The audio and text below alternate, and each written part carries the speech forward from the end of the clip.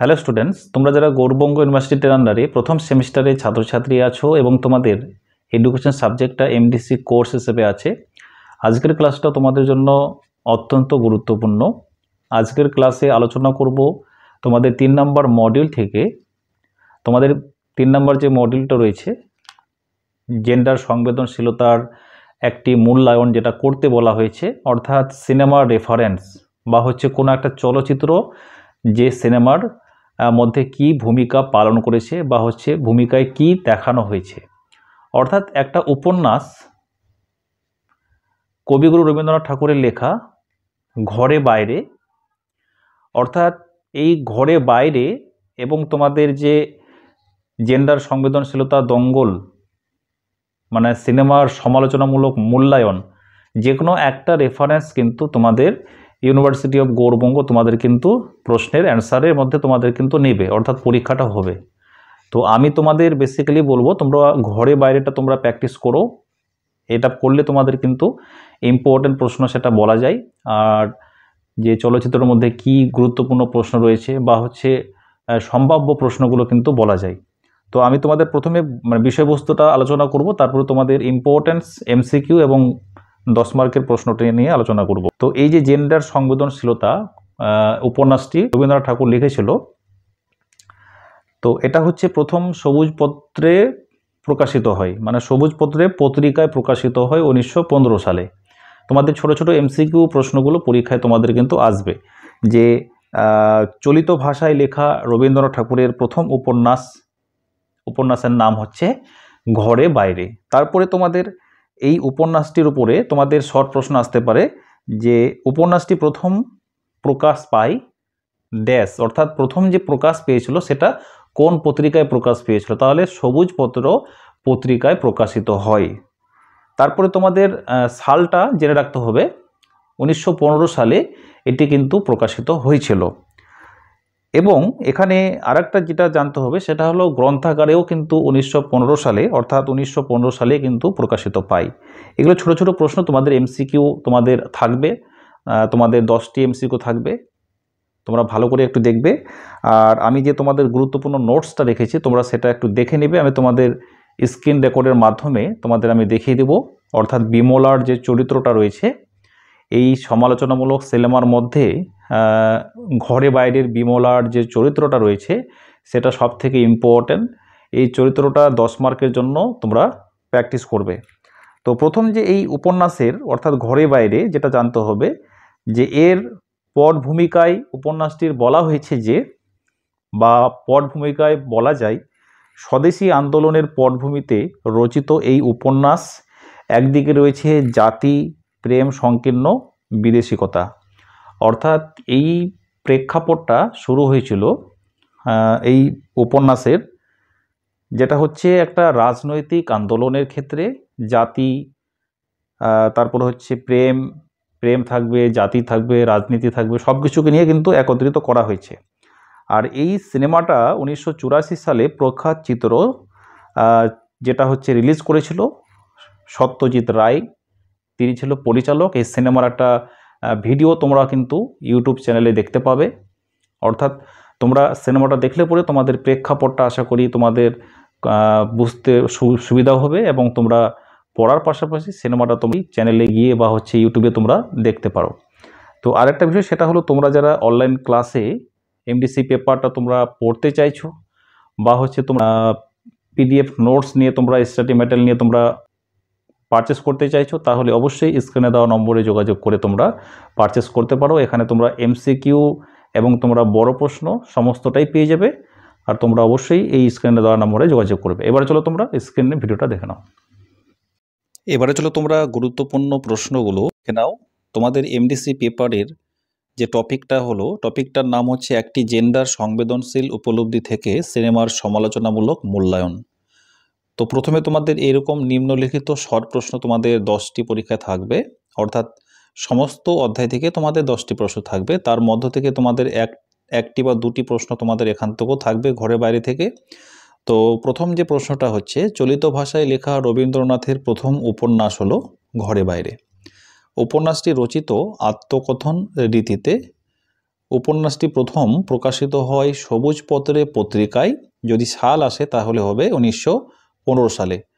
এটা 1322 বঙ্গাব্দে বৈশাখ থেকে ফাল্গুন মাসের মধ্যে এটা চলছিল। তারপরে উপন্যাসটি গ্রন্থাকারে প্রকাশিত হয় 1915 সালে। উপন্যাসটি উৎসর্গ করা হয় শ্রীমান প্রমথনাথ চৌধুরী কল্যাণী সেউ। তারপরে প্রশ্ন, উপন্যাসটির পটভূমিকায় বলা যায় স্বদেশী আন্দোলনের পটভূমিতে রচিত এই উপন্যাসে একদিকে রয়েছে জাতি প্রেম এবং সংকীর্ণ বিদেশিকতার সমালোচনা, অর্থাৎ বিদেশির সমালোচনা রয়েছে, অপরদিকে আছে সমাজ প্রথা দ্বারা নিয়ন্ত্রিত নারী পুরুষের সম্পর্ক, কিভাবে প্রেম নিবেদন, কিভাবে তাদের সঙ্গে পরস্পরের আকর্ষণ বিকর্ষণ, এসব কিন্তু উপন্যাসের মধ্যে বলা হয়েছে। তারপরে প্রশ্ন, ঘরে বাইরে রবীন্দ্রনাথ ঠাকুর রচিত একটি রাজনৈতিক উপন্যাস, এবং উপন্যাসটি চলচ্চিত্রায়িত করেন 1984 সালের প্রখ্যাত চিত্র পরিচালক, নাম হলো সত্যজিৎ রায়। তো তোমাদের পরীক্ষায় এরকম মাল্টিপল চয়েসে তোমাদের প্রশ্ন থাকবে। তারপরে বড় প্রশ্ন, তোমাদের এটা 5 মার্কের জন্য বা 10 মার্কের জন্য তোমরা এটা প্র্যাকটিস করতে পারো। তো প্রশ্নটা হচ্ছে, ঘরে বাইরে উপন্যাসে বিমলা চরিত্রটি গুরুত্ব সংক্ষেপে বুঝাও, মানে গুরুত্ব সহকারে সংক্ষেপে বুঝাও বা আলোচনা করো। তো প্রথমে বিমলা চরিত্রর পয়েন্ট দিতে হবে। বিমলা রবীন্দ্রনাথ ঠাকুরের ঘরে বাইরে the home and the world এর কেন্দ্রীয় চরিত্র, এবং ঘরে বাইরে উপন্যাসের সবচেয়ে বাস্তবধর্মী চরিত্র সম্ভবত বিমলা।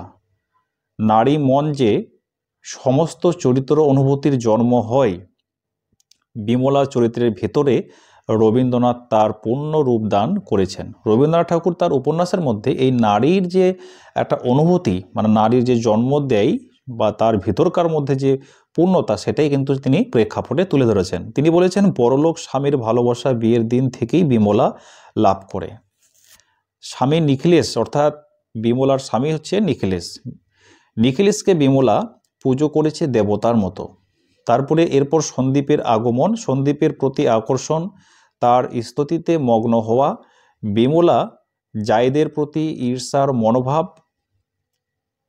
তারপরে অমূল্যকে নিয়ে মাতৃত্বের জাগরণ, সন্দীপের মোহ কাটিয়ে ওঠা, অনুতাপে দগ্ধ হওয়া, বিষয়গুলির ভেতর দিয়ে বিমলার অন্তর্দগ্ধ তাকে বাস্তব ধর্মিতা দিয়েছে। তোমাদের প্রথম যে বিমলা চরিত্র, এটাও ইম্পর্ট্যান্ট। তারপরে যেটা চরিত্র পড়তে হবে সন্দীপের চরিত্রটা, এই চরিত্রটাও কিন্তু সবথেকে গুরুত্বপূর্ণ। নিখিলেশ, তারপরে হচ্ছে সন্দীপ এবং বিমলা, তিনটের মধ্যে যে কোনো একটা চরিত্র তোমরা পরীক্ষায় তোমরা কিন্তু পাবেই। তারপরে প্রধান চরিত্র নিখিলেশ, সন্দীপ, বিমলার মধ্যে বিমলাই সবচেয়ে বাস্তব। ঘরে বাইরে উপন্যাসে সবচেয়ে জীবন্ত রবীন্দ্রনাথ বিমলাকে রেখেছেন উপন্যাসের কাহিনী বৃত্তের মাঝে, অর্থাৎ কবিগুরু রবীন্দ্রনাথ ঠাকুর বিমলাকে উপন্যাসের কাহিনী নিবৃত্তের মাঝে রেখেছেন। বিমলাকে কেন্দ্র করেই সন্দীপ নিখিলেশ আবর্তিত হয়েছে, অর্থাৎ প্রধান চরিত্র বিমলা, তারপরে যে যারা থাকছেন চরিত্রের মধ্যে সন্দীপ এবং নিখিলেশ, এদেরকে তারা কিন্তু সাইডে রেখেছে। তারপরে গ্রামের মেয়ে বিমলা, তিনি কিন্তু গ্রামের মেয়ে ছিলেন, সে তেমন শিক্ষিত নয়, জমিদার বাড়িতে বউ হয়ে এলো সে। নিখিলেশের প্রতি ছিল তার গভীর টান, মানে বিমলার নিখিলেশের প্রতি গভীর একটা টান ছিল, ভক্তি ছিল, শ্রদ্ধা ছিল। ভোরে উঠে সে স্বামীর পায়ের ধুলো নিত, তখন মনে হতো সিথির সিঁদুরটি যেন শুক্র তারার মতো জ্বলে উঠল। তারপরে প্রতিভক্তির দীক্ষা সে নিয়েছিল মায়ের কাছ থেকে, স্বামীকে ভালোবাসার মধ্যে কোনো ফাঁকি ছিল না, সে কিন্তু আপ্যায়ন, যেভাবে সেবা করা প্রয়োজন তার স্বামীকে, সে কিন্তু বিমলা তার স্বামীকে করত। তারপরে নিখিলেশের ছবিতে রোজ ফুল দিত, মানে তার যে একটা ছবি ছিল প্রতিছবি, সেটাতে কিন্তু প্রতিদিন কিন্তু সে কিন্তু একটা করে ছবি দিত। স্বামীকে ভাবত দেবতা, তার ভালোবাসাকে এইভাবেই সার্থক করতে চেয়েছিল বিমলা। তারপরে নিখিলেশের চরিত্র,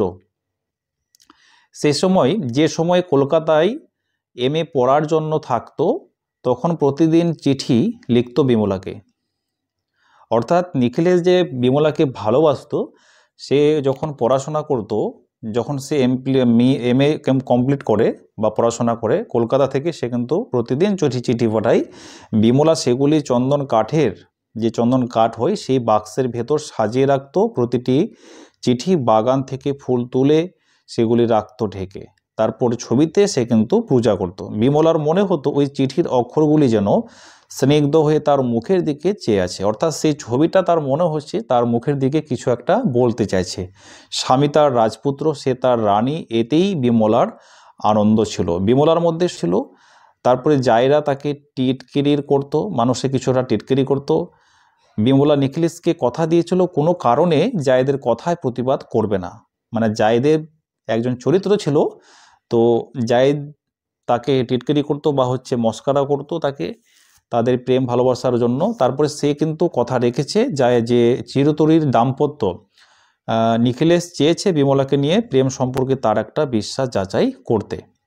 তারপরে পরের লাইনটা হচ্ছে যে চিরাচরিত দাম্পত্য প্রেমের সংস্কারে স্ত্রী তো বাইরের জীবনে প্রত্যেকের সাথে মিশেও যদি স্ত্রী স্বামীকে একান্ত করে পায় তবেই সেটা ঠিক পাওয়া। নিখিলেশ তাই বিমলাকে কর্তব্যের ছোট জায়গা থেকে মুক্ত করে দিয়েছিল। বিয়ের পর বিমলার জন্য শিক্ষিকা রাখা হয়েছিল।